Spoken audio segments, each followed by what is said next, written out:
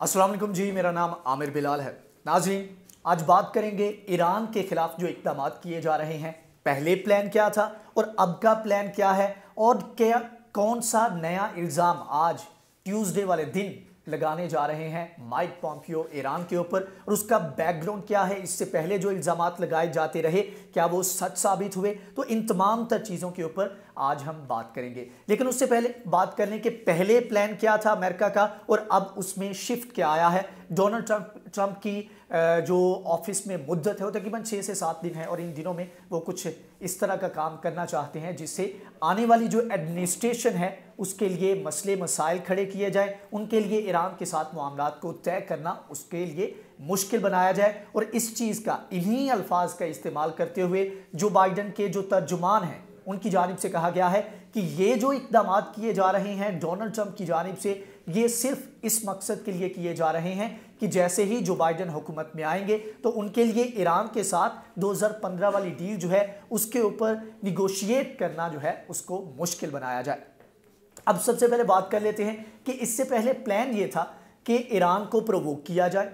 Iran के ऊपर attack किया जाए, या फिर इस तरह का कोई कदम उठाया जाए जिसके ऊपर ईरान गुस्से में आए और वो रिटेलिएट करे, इंतकाम लेने के लिए कोई कदम उठाए। उस चीज़ को जवाब बनाकर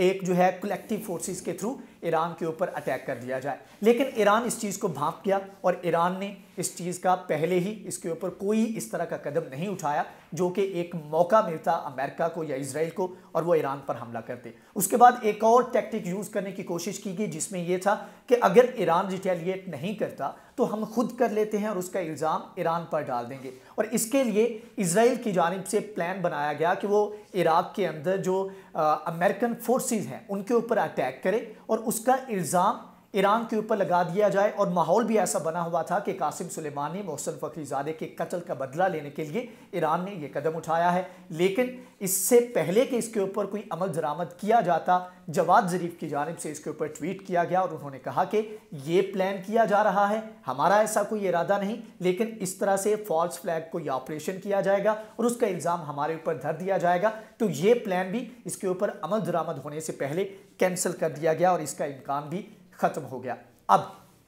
ये तो वो टैक्टिक था, ये वो पहली सूरत हाल थी जिसमें बराह रास्त ईरान के ऊपर हमला किया जाना था। अब जब ये सूरत हाल नहीं बनी तो दूसरे ऑप्शन के तौर पर यह किया जाने लगा कि ईरान के खिलाफ उस तरह का एक इल्ज़ाम आयद किया जाए जिस तरह के इल्ज़ाम आयद करके इराक पर हमला किया गया, सीरिया पर हमला किया गया, अफगानिस्तान पर हमला किया गया। तो ये एक इस तरह का सिनेरियो बन जाएगा जिसमें जो पहले के वाक़यात हैं, पहले के जो इन्वेजन्स हैं, जो हमले किए गए इन ममालिक के ऊपर अमेरिका की जानिब से, उसी तरह का इल्ज़ाम आयद किया जाए। तो पहले ही अवाम के माइंड में इस जस्टिफिकेशन इस चीज़ की मौजूद है कि इन बुनियादों के ऊपर इन ग्रुप्स के खिलाफ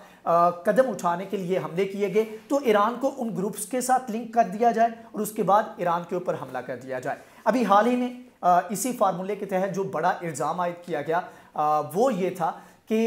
यमन के अंदर हौसी बागी जो हैं उनको टेररिस्ट डिक्लेयर करने के हवाले से इकदाम किए जा रहे हैं, वहाँ से भी बयानात दलवाए जा रहे हैं। सऊदी अरब भी इसके ऊपर जो है बयानात दे रहा है और कोशिश की जा रही है कि अमेरिका जो है इस चीज़ के ऊपर इसको टेररिस्ट डिक्लेयर कर दे इन ग्रुपों को। और जो एक सप्लाई की जा रही थी फूड की, असलहे की, ऑयल की, उसको ऐसे कहने कि इल्लीगल बन जाएगा जब ये पूरा ग्रुप जो है उसको दहशतगर्द डिक्लेयर कर दिया जाएगा। तो एक ये टैक्टिक, और दूसरा जो कि अहम है और जिसके ऊपर अभी माइक पॉम्पियो जो है इसके ऊपर एक ब्रीफिंग देंगे, और जब तक ये आप वीडियो देख रहे होंगे हो सकता है तब तक उनकी जानिब से इसके ऊपर ऐलान भी कर दिया जाए। और वो ये है कि वो अल-कायदा के साथ ताल्लुकात और अल-कायदा के जो अमीर हैं, अल-कायदा के जो कमांडर थे, उनको ईरान के अंदर पनाह देने का इल्ज़ाम आयद करेंगे ईरान के ऊपर। और इसी बयान के ऊपर, इसी चीज़ को बुनियाद बनाकर जो बाइडन के जो तर्जुमान हैं उनकी जानिब से कहा गया है कि इस सब का मकसद ये है कि ईरान के ख़िलाफ़ जो इक़दामात ट्रंप कर रहे हैं उसका मकसद ये है कि ईरान के ख़िलाफ़ जो पाबंदियां हैं उनको हटाने की या 2015 की डील को बहाल करने की जो बाइडन जो बात कर रहे हैं, तो उन चीज़ों में डील करना अमेरिका के लिए या जो बाइडन के लिए आने वाले वक्त में उस चीज़ को मुश्किल बनाया जाए। अब बात करेंगे कि अल-कायदा के साथ ताल्लुकात की हकीकत क्या है और किस तरह से ईरान के ऊपर कौन से अदवार में मुख्तलिफ तरह के अलकायदा के साथ ताल्लुकात रखने के इल्ज़ाम आयद किए जाते रहे। सबसे पहले एक रिपोर्ट है और उसमें यह कहा गया कि ईरान और पाकिस्तान के अंदर 2001 से पहले, मतलब कि 9/11 से पहले जो अलकायदा के कमांडर थे यहाँ से आते थे और ईरान के अंदर उनको बगैर वीज़ा के, बगैर पासपोर्ट के उनको जाने की इजाज़त दी जाती थी और उनके ऊपर कोई क्वेश्चन नहीं किया जाता था, उनकी नक्लो हरकत जो है उसके ऊपर कोई पाबंदी आयद नहीं की जाती थी। तो एक ये इल्ज़ाम आयद किया गया, अगरचे इसका कोई सबूत पेश नहीं किया गया। इसके अलावा जो बड़ा इल्ज़ाम आयद किया जाता है वो ये है कि जॉर्ज बुश ने भी इससे पहले एक इल्ज़ाम आयद किया था और उसमें उन्होंने 2001 में कहा था कि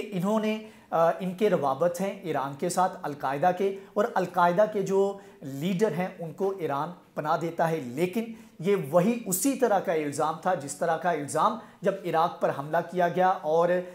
वेपन ऑफ मैस डिस्ट्रक्शन का इल्ज़ाम आयद किया गया सद्दाम हुसैन के ऊपर। लेकिन जब हमला कर लिया गया, मुल्क तबाह हो गया और उसके बाद जब सद्दाम को फांसी भी दे दी गई तो उसके बाद एक स्टेटमेंट जारी कर दी गई कि जो हमारे पास इंटेलिजेंस थी वो गलत थी और हमने गलत बुनियाद के ऊपर इराक के ऊपर हमला किया, लेकिन तब तक जो नुकसान होना था वो हो चुका था। उस वक्त भी जॉर्ज डब्ल्यू बुश की जानिब से ये इल्ज़ाम आयद किया गया। उसके बाद 2017 में भी सेक्रेटरी स्टेट जो है अमेरिका के माइक पॉम्पियो, उनकी जानिब से भी ये इल्ज़ाम आयद किया गया कि इनके अलकायदा के साथ रवाबत हैं, लेकिन उस वक्त भी कोई सबूत नहीं दिया गया और ईरान ने इस चीज़ का भी डिनाई किया था।